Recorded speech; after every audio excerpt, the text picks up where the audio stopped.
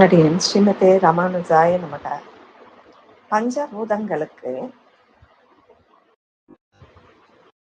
பஞ்சகுணங்களை சொல்ல முடியும் நாம். நெருப்புக்கு சப்தம் உண்டு, தொட்டால் சுடும் வடிவமும் உண்டு. காற்றுக்கு சப்தம் உண்டு, தொட்டால் உணரலாம், வடிவம் இல்லை. ஆகாயத்திற்கு சப்தம் மட்டும் உண்டு. நீருக்கு 4 குணங்களை சொல்ல முடியும், வாசனை கிடையாது. இப்படி பூமிக்கு 5 குணம், நீருக்கு 4 குணம், நெருப்புக்கு 3 குணம், காற்றுக்கு 2, ஆகாயத்துக்கு 1 என்று இந்த குணங்களை பற்றி திருமிடை ஆழ்வார் ஒரு பாசுரத்திலே சொல்லி இருக்கின்றார். அந்த பாசுரம் எது என்று உங்களால் கூற முடியுமா? பதில். முதல் 1000. திருமழிசை ஆழ்வார் அருளிச் செய்த திருச்சந்த விருத்தம். முதல் பாசுரம்.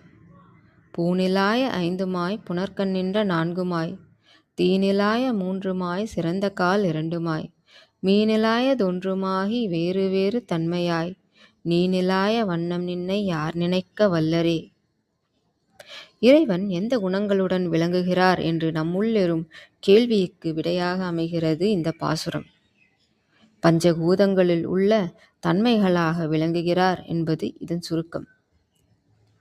பூநிலாய 5மாய், பூமியின் குணங்களான சப்தம், ஸ்பரிசம் அதாவது உணருதல், ரூபம், ருசி, மனம் என்று 5லும் நீயே உள்ளாய். புனர்கண்ணின்ற 4மாய், நீரின் குணங்களான சப்தம், ஸ்பரிசம் அதாவது உணருதல், ரூபம், ருசி என்று 4லும் நீயே உள்ளாய்.